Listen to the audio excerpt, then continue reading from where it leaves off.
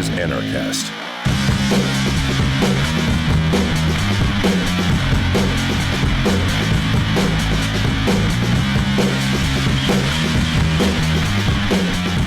Hey everybody, welcome to another edition of Anarchast, your home for anarchy on the internet. I have coming in from Sarasota, Florida, Mark Edge, who is the host or co-host of Free Talk Live. He's been doing that for 12 years. I actually had no idea how popular they were until recently because we were talking about doing some things together. And they are in the top, I believe, 40, I think they're number 43 on talker.com, which actually tracks all the talk radio shows in the U.S. There's people like Rush Limbaugh on that list, and Glenn Beck, and all these names that you've heard before. But right up there is Mark Edge and a past Anarchast guest, Ian Freeman. And I was really happily surprised to see how popular they are, and they're growing all the time. They've got an amazing show. I've heard their show many times. I've been on their show before, Free Talk Live. It's every evening from, I believe, 7 to 10. They're all over talk radio. They're on satellite radio around the world. They've been doing an amazing job of getting their content out there. And Mark is actually coming down to Acapulco. So before we get into all this stuff, which is all really great, the first thing I have to ask you, Mark, and I know you don't like to use the word anarchist, so I'm going to ask you, how did you become a voluntarist? Yeah, I guess it was really my listeners. I started out doing the show, and I was probably pretty close to a ditto-head Republican. We started in 2002, I think, or 2001. And over time, Ian was a libertarian, the sort of small government libertarian type. And over time, we being really the only libertarian radio show sort of on the internet, we sort of people would gravitate in, and then they'd sort of ask us questions. And it's difficult to answer questions truthfully and logically and not come to the conclusions that we have come to, in my mind. I mean, I'm sure there's people who feel like they've answered all these questions truthfully and logically, and they're Democrats or Republicans, but I tend to think they're wrong.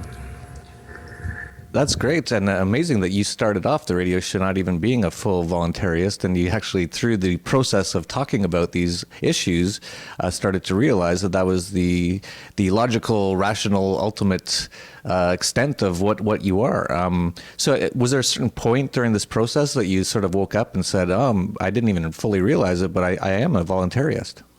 Yeah, I think that for me, what it ultimately came down to is, I'm still not certain if the most effective form of government is, say, a limited republic or something like that. But it's really none of my business what you want to try on your own. So if you and your friends, or you, want to get together and make your own little country, either you're for secession or you're against secession, right? And I'm for secession. So if you want to make your own little country and grow food and, do whatever you do with your friends over there in that little country, who would I be to say anything otherwise? And if that's the case, then you're essentially a voluntarist, because you'll let somebody go do what it is they want to do inside their borders. If you're not willing to go and invade their country, the tiny little city-state that they've just created for themselves, then you're a voluntarist. And if you are willing, then you're basically a tyrant. One of the distinctions I like to point out that I think about the word anarchist or voluntarist, which are essentially the same thing, is that to us. Yeah, to us, right, yeah. But to a lot of other people it isn't, and it's always a battle for ideas and words out there in the media. The non-anarchist or voluntarist media is always trying to skew things. But one of the distinctions that you pointed out was you're not sure the best form of government in the world, on Earth, and the best would be a completely voluntary society. You're not sure of that. I'm not sure either. However, there's so much compelling evidence and that. And I don't think you have to necessarily believe, because this isn't a faith-based religion, that it's going to be perfect or it's going to work or it's going to be the best. But just the fact that you have these basic principles of not wanting to aggress against others makes you a voluntarist or an anarchist. I think that's really what it comes down to. And, the idea out there is that somehow you have to address every single question about everything that might happen your society that you imagine, or you're a failure, and that's ridiculous. I mean, let's take a look at all the things that go wrong here in the United States, and the people that can't explain that away they don't have their arguments knocked out from underneath them simply because human beings, these the top of the primate chain somehow hasn't evolved to perfection yet. Yeah, that's one thing that I've also been thinking about recently is it's whenever we get talking with statists, they always ask us how every single thing would work in this world where there is no government. And it's really, like you pointed out, ridiculous because none of us know everything that could possibly happen. That's what the market does. But that's always what they try to push on us. So how would it be like this? And what would you do about this? And it's like, I always like to turn it back on them and say, well, look what you're doing about it. And they're like, well, what am I doing? And I'm like, you're supporting violence and theft. And you're just, your solution to every problem is violence. It's ridiculous. And even if, on Free Talk Live, we have a lot of answers to a lot of these questions because we've been answering these questions for 12 years, as long as we've been voluntarists, maybe 8 years or 9 years, I don't know exactly what it was.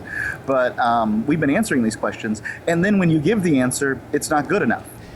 Oh no, that couldn't be what happens because I think something else would happen. So therefore, you're undermined again. And, all I know is that, currently under the current paradigm, that brooks no insolence and will hunt you across the world to kill you if you do so much as tell the truth. Like my friend Edward Snowden here, he'll tell you the system's broken. Oh yeah, no, it's beyond broken. The fact that people can't seem to realize that is disturbing. But yeah, it's again the fact that they expect us to have the answer to everything. If they would have asked me 10 years ago, do you think a site like Wikipedia could even come close to working? I would have said no. I'm still surprised to this day how well, although it's not perfect, but how well it operates with a completely free open market, essentially an encyclopedia.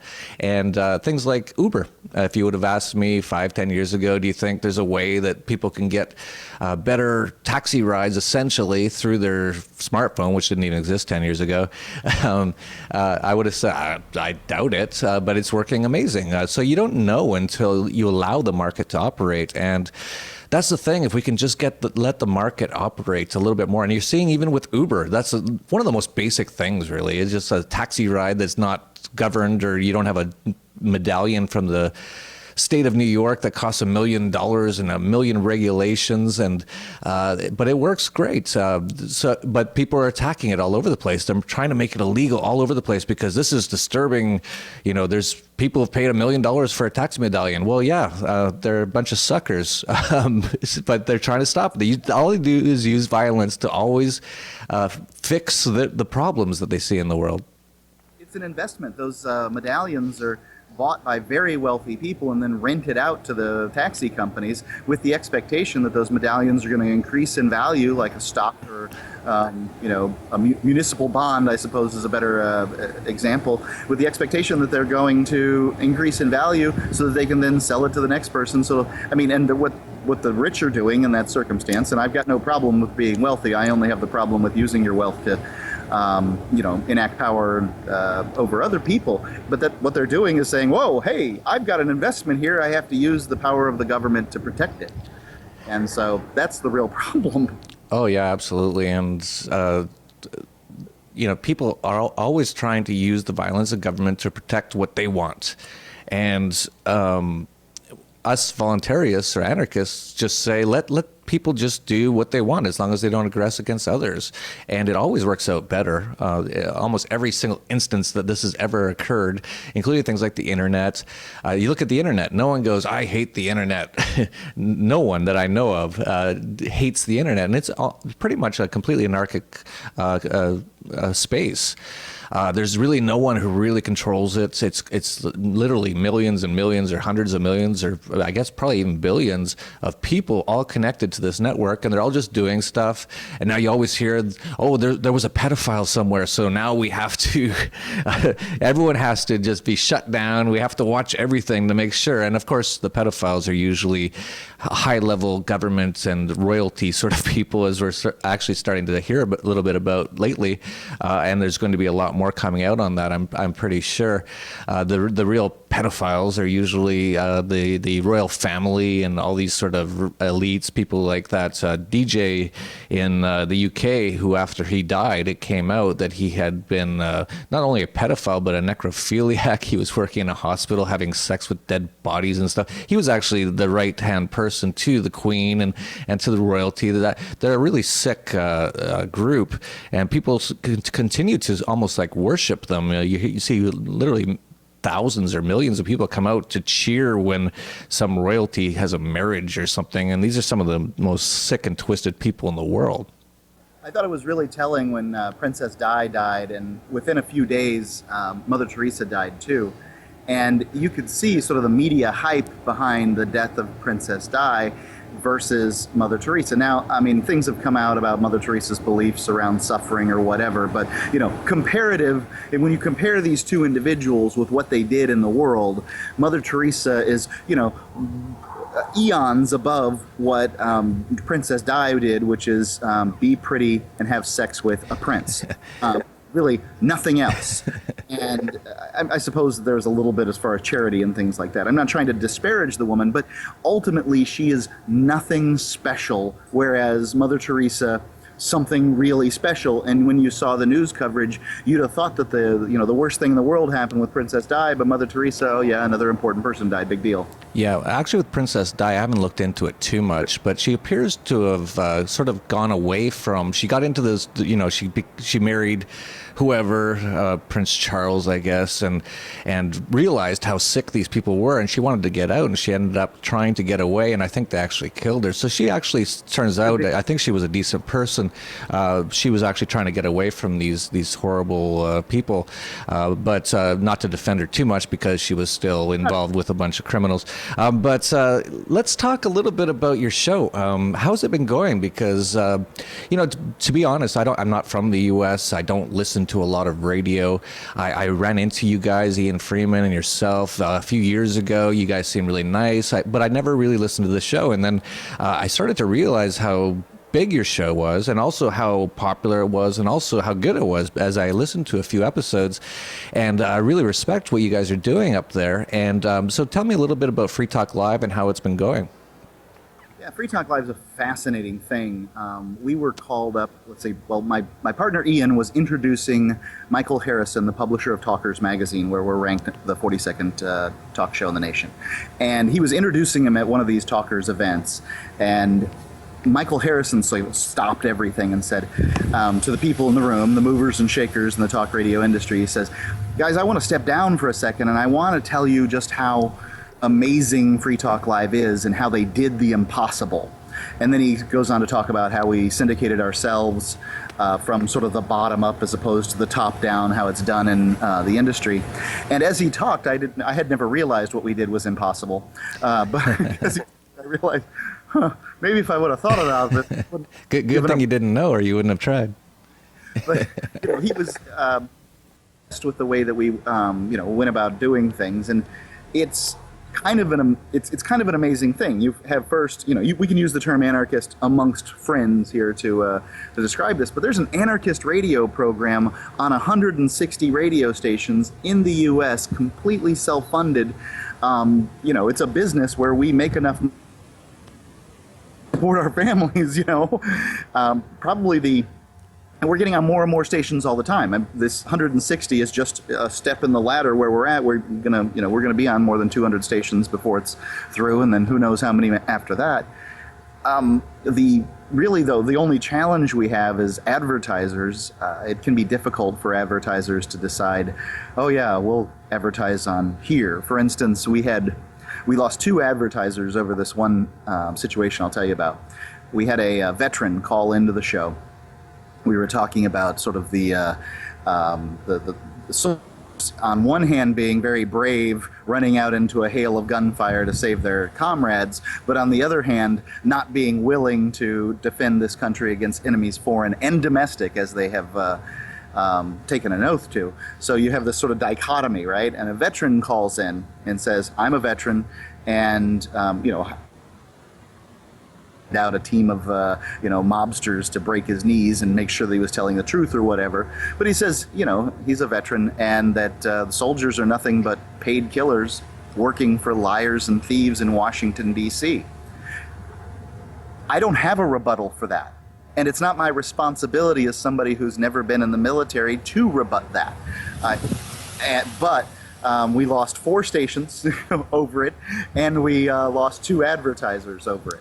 The 4 stations were going to go anyway. It was a one-station group in Jackson, Tennessee, and basically they have 4 sticks, but it's 1 station. So I wouldn't overemphasize the station count. We've lost a couple of dozen stations throughout the years of the things that we said, but we lost 2 advertisers that were somewhere in the realm of like $40,000 a year in revenue that potentially they would have been. They just couldn't handle the heat. And that's kind of what it comes down to being commercialized. You have to be, the advertisers can't handle it as far as the topics, and it's okay. I mean, we've got enough as far as to live on, but it's probably the only challenge we have. Yeah, no, I totally understand. A lot of the really popular talk radio shows are people like Rush Limbaugh. And I think people are starting to wake up and realize just how much their people like Rush Limbaugh are just really screwed up. And of course, Rush has gone through numerous personal problems that a lot of people know about, especially him rallying against drugs. And then it turns out he was essentially a drug addict on a lot of prescription pills and things like that. Not that I would... sorry, go ahead. He was the poster boy for responsible drug use. Right. He ran the largest nationally syndicated the largest radio program in the world, while high as hell on Dilaudid or whatever the hell. Yeah. And I think people are starting to realize that. Actually, there's been a few people I've been hearing that have turned into voluntarists or anarchists or peaceful people that actually came through, and they used to be Rush Limbaugh fans. And then once they realized how much of it is propaganda and just total BS, that they turned him off and probably turned on Free Talk Live. So I think your audience is going to grow a lot over the next few years. And of course, it's going to be a challenge because, you can't say the military is just a group of thugs that are hired killers that work for an incredibly fascist and the biggest terrorist organization on the planet, the U.S. federal government, which there's never been a more dangerous or thieving or violent or more indebted institution in human history. So you're going to have those issues, but I think your audience is just going to grow and grow from this point, in my opinion. I don't know if you've seen that yourself, sort of the growth, because you've been doing this, like you said, for 10 or 12 years. Have you noticed as well that there's just a massive uptake in what we're talking about? There's a massively growing audience for what we're talking about? Yeah, I think that's absolutely true. What we've seen is when we first started the show, sometimes it was difficult to find the shocking story to talk about that evening on the air. Now the problem is culling through the 10 shocking stories that we're going to talk about on the evening. So, I mean, the ground is fertile. The government is even, I guess the news is reporting on the government's tyranny even more than it used to. Also, people have, woken up, I guess, to some extent to what, they just don't accept what the government says is true like they used to. I also see a lot of, and we foster this with the Liberty Radio Network, pro-liberty media out there on the internet. So people can go and they can find the thing that really works for them. Maybe Free Talk Live isn't their show, which is, sad for me, but, they need to find the show that's right for them, or the shows that are right for them, because there's a lot of content out there. Yeah. And what Free Talk Live's focused on is the one thing that basically no other program has successfully done, at least to the level we have. There is another program out there called the Freedom Fiends, which is on national radio, and there's certainly single station libertarian shows out there. But Free Talk Live being on 160 stations, we reach people in a way that other programs don't. We're kind of we push the ideas of liberty out through the radio waves, whereas the other shows, they sit there, they market or whatever, and they bring people in, so they pull in people to listen in that way on the internet. So people listening to Rush Limbaugh leave their station on, 11:70 a.m. or whatever they hear it on, and then they get back in the car in the evening at 7 p.m. after having dinner or whatever, and then they hear these guys, on the radio, and that is it's immensely valuable and incalculable about what the value is for our movement. Yeah, I totally agree. And I've had actually quite a few radio show hosts on the program. And that's one of the things that we were talking about was how you guys are really pushing the message, whereas a lot of us more internet-based sort of sources or channels, people seek us out. They find us. They come to because they heard about us, whereas you're more pushing it out there to a lot of soccer moms and a lot of just general people who wouldn't necessarily normally hear these sort of messages, but they get in their car, like you said, and the channel was on from Rush Limbaugh in the morning, and all of a sudden they're hearing these new ideas, and I'm sure it's growing things immensely. And what you guys have done with the Liberty Radio Network, which I believe Anarchast is on, which is awesome. You've been putting out a lot of great content. You also have Angel Clark on there. She just recently moved down here to Acapulco, and seems quite happy about it. So tons of great content. So if people don't know about it, check it out, and we'll make sure that Mark gives us the URLs of these things before we end this conversation. Before we get to the end of this conversation, though, I just want to talk a little bit about how you're coming down to Anarchapulco. For people who don't know, Anarchapulco is the first anarcho-capitalist conference of its type. It's international, but because it's not in the U.S. And people are coming from all around the world. People like Roger Ver, the Bitcoin Jesus, is coming from Tokyo. Cody Wilson is coming. I believe he lives in London now. I think he escaped being arrested in Spain recently. That's a whole other story. I'm trying to get a hold of him to get the full story on that one. All kinds of amazing people coming down, and you're coming down as well. We haven't announced this yet, so this is the official announcement that Mark Edge will be at Anarchapulco, and he's going to help out with a little bit of emceeing. Not the only MC, but he's going to be one of the MCs for a few of the speeches and panels, which are going to be amazing. So I can see you're in Sarasota right now, so you obviously are trying to get a little bit away from the New Hampshire winter. Is that right? Yeah, I mean, it's difficult. It's really difficult to head to Acapulco in February. Hard decision to make.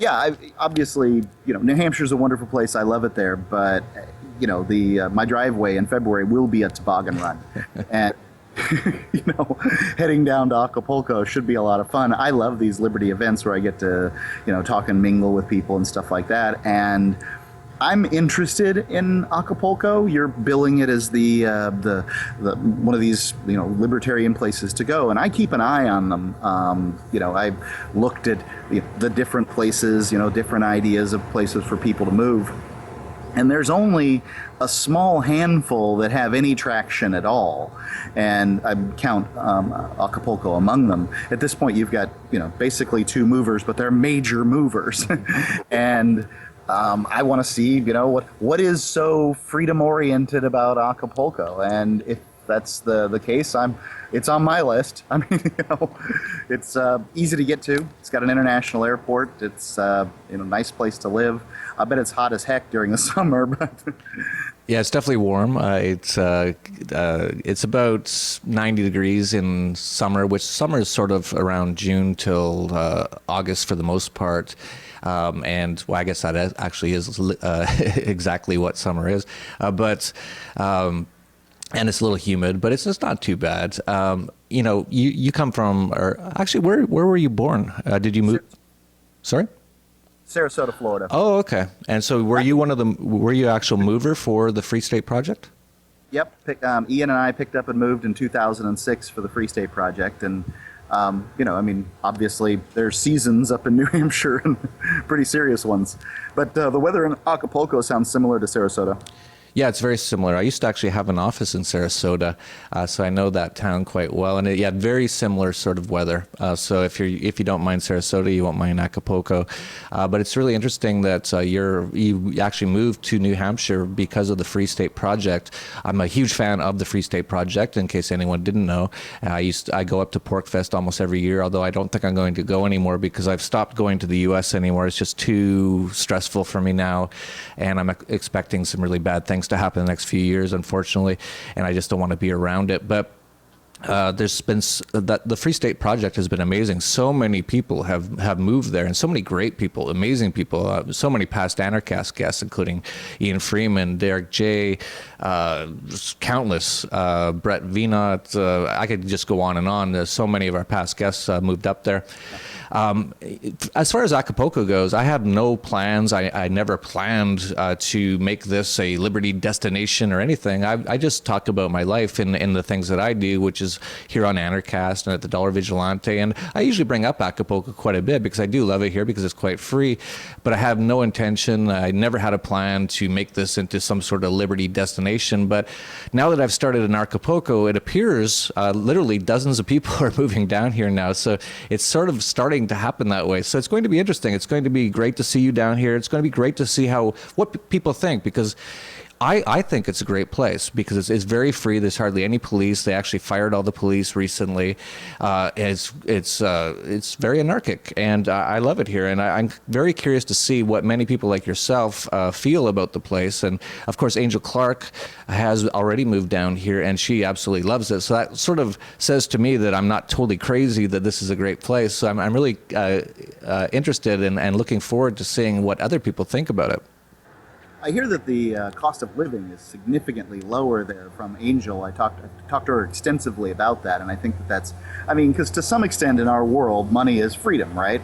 And so when you can have, you know, whatever income you can make, say you make money off the internet or you get some kind of government check as a Social Security or whatever it is, it'll go significantly farther in Acapulco than it'll go in the US or Canada. Yeah, it all depends on location. Of course, you can live very cheap in New Hampshire if you want to live in a log cabin in the middle of nowhere. Same thing in Acapulco. If you want to, you can live very, very cheaply here. Things like beer and cigarettes, a few of my favorite things, are very cheap. Things like that. Angel found an amazing 3-bedroom condo with a floor-to-ceiling windows with a view of the entire bay for less than $500 a month. So there's things like that. And of course, if you do want to spend money, there's a lot of very wealthy people here. This is where all the rich Mexicans all have villas, and we're talking $10 million plus villas. So you can go to a certain restaurants and spend $1,000 easily in one evening with just a few people. But at the same time, there's also other restaurants where you can go and then 2 people can eat and have a couple drinks for less than $10. So it has almost everything. So I'm really curious and excited to see what people think about it. And as people come down here and they talk about from their own perspective, because I have my own perspective. I've been an entrepreneur my own life, my whole life. So I've made money throughout my life. So things like really, really cheap stuff isn't that important to me personally, but I know it's important to a lot of people. So and there's been a lot of people. We just had Juan Escalt on. He just came and moved down for at least a few months, and he's living very, very cheaply down here. So yeah, it's going to be interesting. I'm really looking forward to seeing you down here. So many people. We're going to have so many people at Anarchapulco.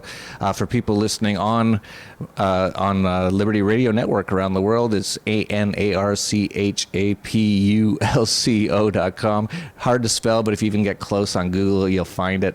And so, Mark, why don't you let people know where they can find more information on Free Talk Live and anything else that you want to finish up with? Yeah, so you can go to freetalklive.com and get the show. The last 7 days are right there. Very easy to listen to, right at the top of the page. You can go to the Liberty Radio Network at lrn.fm. And we have a variety of shows. Free Talk Live does appear on the Liberty Radio Network. I love it because we have several different ways to listen. There's a free-to-air satellite for those that have that. It streams live over the internet. LRN's also available if you don't, for instance, your smartphone isn't, you don't have the data connectivity that you want to have. You can call a telephone number that we have there. You can listen that way. My car will pipe in whatever is coming through my smartphone into the speakers, so I just listen to LRN.FM because I don't want to listen to the stuff that's on the radio, the talk radio. I want to hear liberty-oriented content that's edifying for me. And so we've always got new stuff cycling through, and it's a really, really great service. We don't make any money on it, but it's really, really awesome. One question I had is, you think that things are going to go poorly in the United States, and I can't think of any reason to disagree with you on that.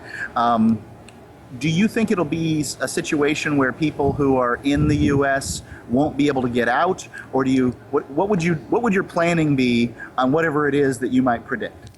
Well, the one thing that I'm recognizing and sensing is that the U.S. government is collapsing. People are waking up. We're seeing things like Ferguson, and people are really reacting and having a backlash against the police state. The currency itself, the U.S. dollar, is in its final years, in my opinion, and I write the Dollar Vigilante, so I've been looking into this stuff for more than a decade, and I'm really seeing the end days for the currency as well, which is what funds the U.S. government. So I think there's going to be a number of things happen. I think we're going to see things that are going to shock people over the next few years. Things like 9/11, which was not done by a guy in a cave in Afghanistan, and a lot of people realize that, but it was actually done by parts of the U.S. government, people like Dick Cheney and the Project for the New American Century. They planned all this stuff out. They actually wrote all about it. It's clear to see, and so they did that, and that was shocking that they did that. And I think things are getting even worse now, to the point where if they're going to try to retain control, they will do something even worse than 9/11 to try to scare people into submitting and obeying their authority and actually clamoring for the government to do more. And so I don't know if it's going to happen or not. Of course, there's no way to know. But I'm sensing that it's headed in that direction. And then, of course, if the U.S. dollar collapses, and it will collapse, that is going to cause a lot of problems in the U.S. We've seen a few states where the food stamps just stopped, the EBT cards and things like that stopped for like 6 hours, and there was near riots in the streets. So you can imagine if the U.S. dollar completely collapses, and all of a sudden, because most food in most supermarkets come from around the world, if that stops coming in, it'll be a matter of hours before those stores are closed out. As far as your question about, do I think people won't be able to leave? I'm not sure about that. There's massive borders on both north and south. There's oceans to the east and the west. So, and they don't have a trillion Navy ships and Homeland Security people and things like that. So I don't think it'll be impossible to leave, but I think it's going to get much, much harder over time. And we're starting to hear, I actually heard some people telling me they've applied for U.S. passports. They're American citizens. They've applied for a passport and they just don't get it. They're starting to just stop issuing some of these things.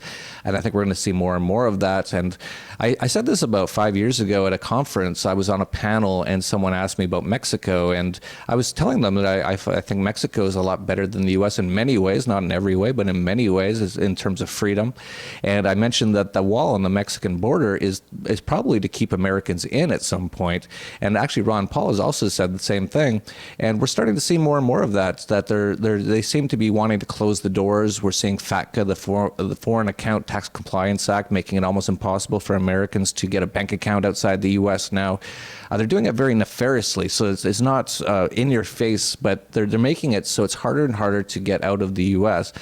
And if you just look at the logical trajectory of how this has been going, and this has been going on for decades now, it's just getting worse and worse. And so I don't see any reason why that's going to reverse anytime soon. So in my opinion, it's just going to get worse and worse. And so for me personally, I actually decided this year or last year in 2014, I'm just not going to go to the U.S. anymore. For me personally, it's just too stressful.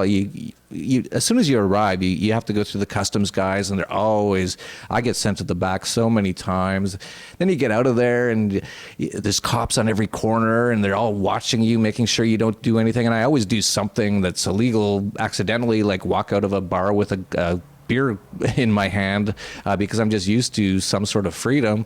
And then I'm in handcuffs, and then there's 5 squad cars. And you know all about this, being from the Free State Project with a lot of activism, just how much the police are just always all over you up there. So I've just decided, for me personally, that I'm just not going to go there anymore until this ends, until there is some sort of end or closure to this massive police state and massive government that is just taking over the lives of everyone in the U.S.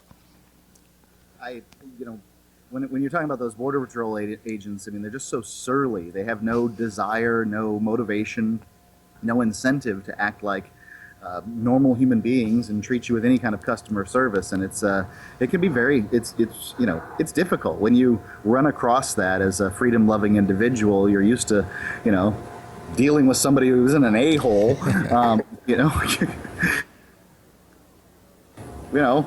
What exactly do I do in this? The wisest thing to do appears to be sort of suck it up and act like your average muggle and get through whatever the situation is. But it's not fun, and it's demeaning. Yeah, absolutely. I used to, when I used to travel a lot and even go to the U.S. a lot, I used to be a little bit, I'd speak up a little bit about what they were doing. And so I'd go to U.S. Customs, for example, and they'd say, "What are you doing in the country?" And I'd always respond, "What are you doing in the country?" I'd always turn the question back on them. And it always, rankle them or rustle their jimmies a little bit. But I usually get through it okay. And then over the last 5 years or so, it got worse and worse to the point where it felt like I was like I was the terrorist for even asking or even not answering these questions the way that you're supposed to. I'd always go to the back room. They'd always threaten to strip search me and check up my butt for something, and it got to the point where I was like, "Oh, I'm not going to do this anymore." That was my last stage. Was I would just say, I would actually act like your normal muggle, like you pointed out. I wouldn't smile because I can't smile at them, but I wouldn't get angry with them, and I wouldn't test them, and I wouldn't question what they're doing. They'd say, "What are you doing in the country?" And I'd be like, "I'm here for a conference." I'd answer the question.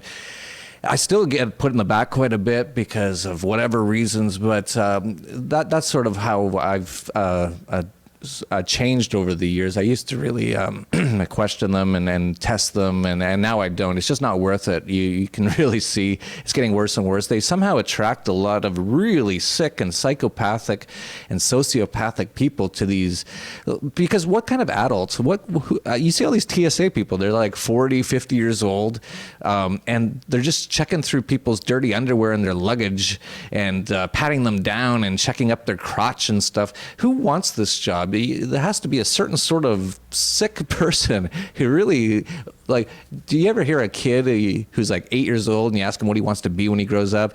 They never go, "I want to work for the TSA." I don't know how these people get there, but it really attracts just weird people. I don't like to be around them. And so that's my general take on going to the U.S. now. And as I pointed out, I'm just not going to go anymore. Yeah, and you don't have to. You're a Canadian citizen still? Or Yeah, I was born in Canada. I have a Canadian passport. Unfortunately, I still need a slave card, a passport to travel easily. But I also have a citizenship of a Caribbean country, and I have no problems at all giving up my Canadian passport if I have to. And I actually recently just got a letter in the mail from the Canadian IRS called the Canadian Revenue Agency, and they said that I owed them $9,000 or something, which is totally ridiculous. I definitely don't. But if they push it too much, I'm just going to light my passport on fire. I'm done with all these criminals. Yeah. Ultimately, really, they can't do anything to you if you're not inside their geographic area when it comes to these taxes. So, that's the worst part is they tend to cut you off from your family. And your family's, it's difficult to get them to pick up and move. But ultimately, that's all you really give up if you move to some other country and make your way there. So many people can make a living on the internet now that I think that we're just going to see that growing more and more. And the whole idea of city states or nation states existing, it's going to become less and less relevant. Yeah, absolutely. And the internet's changed everything. People don't realize, if they haven't traveled much, how easy it is. Things like Skype video, we're talking right now face to face, essentially. You're in Florida, I'm in Mexico, and you can do that with your family so easily. There's a real change going on, a real paradigm shift in the way that people can live. And as you pointed out, a lot of people can make money via the internet, and there's also other ways to make money as well. That's what Angel Clark does. She makes her money via the internet. She does audiobooks, and she has a radio show and things like that. And so it makes it a lot easier. And there is ways to live in other places that are just quite a bit more free. And yeah, you're right. Once you get outside of your own tax farm, there's really not much the government can do. And once you sort of realize that, it's really quite it really makes you feel good because you feel free. Because even though the Canadian IRS wants some money from me right now, there's absolutely nothing they can do to get it from me at this moment in time. There's definitely no way the Canadian IRS is going to show up here outside of my door in Acapulco with a bunch of guys with guns and take me to some place and some prison or anything like that. It's just not possible. They can't do that. And so once people start to think a little bit more outside the box and think a little bit more geographically and politically, separate themselves physically, it's really quite a good feeling. It gives you a lot of it feels really nice because they just can't do anything to you anymore. All of a sudden, all the things that everyone was worried about when they lived in the U.S., they're worried, oh, maybe the NSA is listening to me. Maybe the CIA is going to do something to me. Maybe the IRS is going to come after me for something. Maybe the cops are going to do something to me. Once you leave the U.S., it's pretty much not possible. So well, it is possible to an extent, but really they can't really do too much. They can extradite you if they want to go through years and years of things, but they're not going to do that for anyone who possibly owes some student loans or some IRS taxes or anything like that. So yeah, it's a great way. So for people who want to experience who they haven't been outside the U.S., I think Anarchapulco is a great first step for a lot of people just to see what it's like. And I don't think we're going to have any complaints. I think we're going to have I made a prediction that I think at least 10% of the people who come to the conference won't leave. And I'm upping that percentage now to at least 15 to 20%, just because I've had so many people tell me they're just booking one-way tickets. If it's as good as I say it is here, they're just going to stay. And I'm pretty sure it is as good as I say. Of course, you'll always have your own perspectives on things, and it's not perfect for everybody, but I think we're going to see a lot of people staying down here. So let me ask you this. Obviously, there's the advantage of being, being on the other side of the glass when the government agents come and you can just go, boo, that's obviously an advantage. But when I look at the Heritage Foundation's, economic freedom charts, when I look at the Fraser Institute's Free the World chart, and I've seen a couple of charts of social freedoms around the world. I think they're less scientific than these others. Economic freedoms are easier to rate than social freedoms, but what I don't see is Mexico showing up very high on those lists. So is it the fact that you make money outside of the country and bring it in through the internet that gives you the freedom? How does you're claiming there's more freedom. Mexico doesn't show up on the charts of freedom. How is it that you have more freedom in Mexico? The first thing I would say is a lot of those heritage indexes and things like that, I find them totally to be skewed because they'll always have the U.S. in the top 10. The U.S. has so much taxes and so much regulation that, in my opinion, it's not economically or financially very free at all. It's one of the less free places in those terms. So here in Mexico, there's definitely social or essentially day-to-day freedom. You don't see cops don't harass people here. There is no cops for the most part. People just do what they want, and if you don't hurt anybody, you don't have any problems in general. And so in those terms, that's far and away much freer than the U.S., where if you go 10 miles an hour over a speed limit, you're going to have a guy with a gun come up and he's going to accost you and extort you for money. And this happens every minute of every day in the U.S. And a lot of people get shot and killed by those same cops. Same with things like drugs, marijuana. A lot of people, if the cops smell some marijuana, they're going to come with 20 guys in SWAT gear and bust into your house and throw flashbang grenades. In those terms, it's not free at all. And so down here, there's nothing like that. Absolutely nothing. It's not even heard of that would ever happen. I actually show a lot of Mexican people what's going on in the U.S. in those terms, and they're shocked. I show them a lot of this police brutality stuff, and they're like, why don't the people kill them? And I'm like, I don't know. The people in the U.S. are quite enslaved, and they just don't seem to, and they call it the home of the brave, but there's not too many people who want to stand up to the government.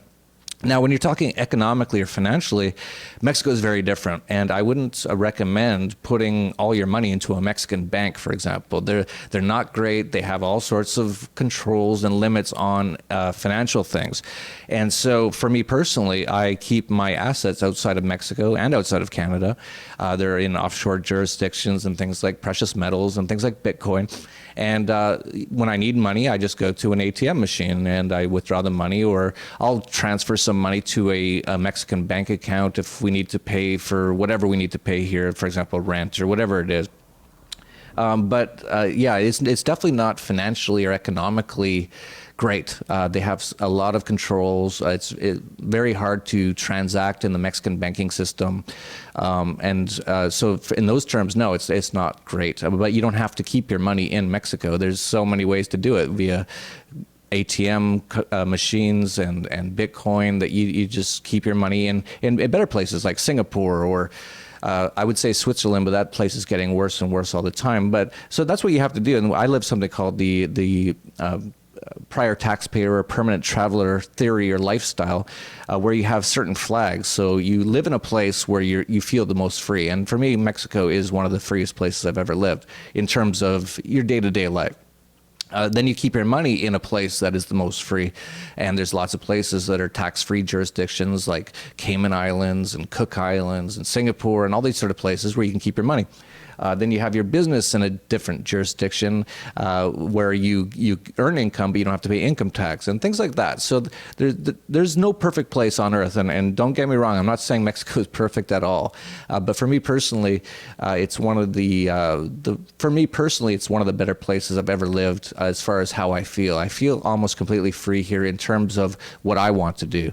There's no chance. I don't think they even allow police in this area where I live. The culture is very anti-government and anti-police, and I feel very comfortable living amongst these sort of people. They're in general very happy, very carefree. They protect themselves, they protect their family, they care about their community. So if there is a problem, the whole community will be in an uproar and they'll find the person and they might kill him. And then it'll be shown in the US as, oh, this is complete chaos in Mexico. They killed a couple, even cops sometimes. If a police officer ever really does something that hurts somebody, usually the whole community will rally around and find him and usually kill the police officer. And then in the US, they'll go, you don't go to Mexico, it's dangerous because they just killed some cops. And it's like, well, did you ask what those cops did? Those cops might have raped somebody or they might have killed somebody for no reason, and that's the consequences of their own action. Yeah, the permanent traveler idea seems to be, to me, the best way to get the most freedom in your life. Because we were talking about this analogy of the sliding glass door and, going boo to the bureaucrats on the other side. And essentially what you're doing is you're setting up this sort of prism of sliding glass doors where, in one case, you may have your citizenship in your case, Canada. You then have your body in Mexico. Your business is in, St. Kitts. Your bank accounts are in Cayman Islands. And you move as much of your you're in as many places, sort of these theoretical yous are in so many different places that the government bureaucrats essentially can't do anything to your body because that's really the only thing they can do anything about. And then the folks in Mexico, they don't want to do anything to your body because you haven't really broken any of their rules. You haven't stepped too far out of line as far as they go. So you don't have to you export your liability in those areas. And I think that's fascinating. Where can one go to get some help with getting that done? Well, if people are interested in this, that's what I write a lot about at the Dollar Vigilante. So just go to dollarvigilante.com. I've been living this sort of lifestyle for over 10 years now. I do all the things that you just mentioned. Actually, you picked the exact place where I do have my business located, St. Kitts and Nevis. It's a great way to live. Of course, you need to have some sort of money or some sort of income to be able to do this. And if you don't have any income or any money, then you don't have to worry about it because you don't have anything that they can steal.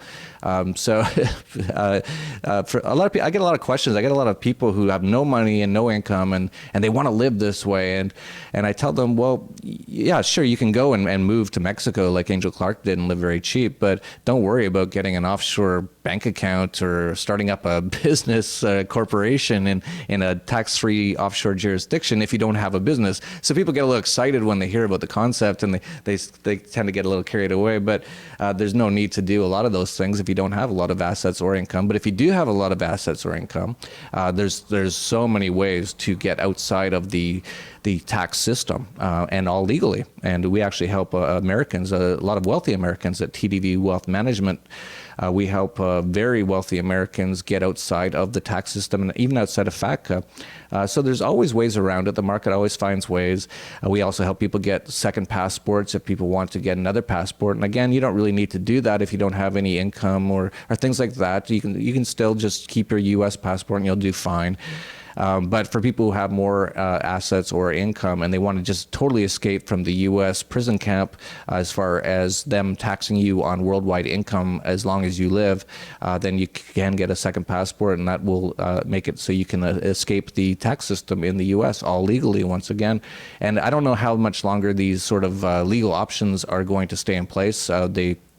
The U.S. government is really recognizing that there's been a lot of wealthy people leaving the U.S. in the last few years because of what they're doing, and they're trying to close the doors more and more. But there's always options. There's always the Underground Railroad.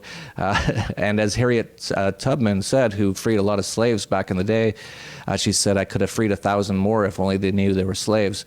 And a lot of people still today don't really fully understand how enslaved they are. And I think coming to Anarchapulco will kind of open some people's eyes and go, wow, I didn't know you could live fairly free like this.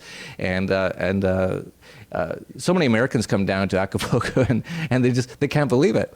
They're in shock. They're like, what's the speed limit? I'm like, there is no speed limit. And they're like, well, what time do the bars close? I'm like, when the last person leaves. And they're like, wow, I didn't know you could actually live like this. And so that's what I mean when it's a lot more free here. There isn't a lot of rules and regulations and cops and laws. There is the law of nature, though, and if you do hurt somebody or kill somebody or rape somebody, you're probably going to get killed or raped yourself, and that's totally what is to be expected in a free market. But we should wrap this up, Mark, and you've started questioning me here.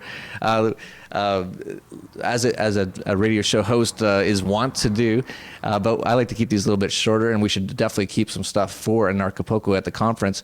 So if you'd like, just say a few, any last comments you'd like to do, and if you want to drop the URL of Free Domain Radio, or sorry, not Free Domain Radio, that's stuff I'm on, Free Talk Live, go ahead.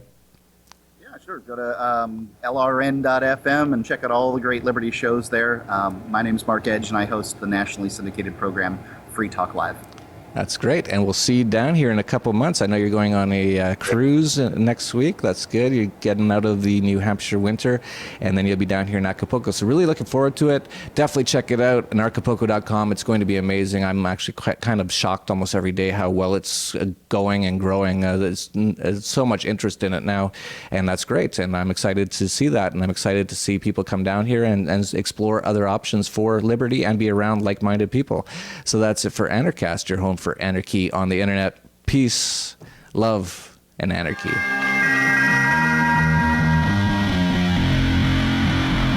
This is Anarchast.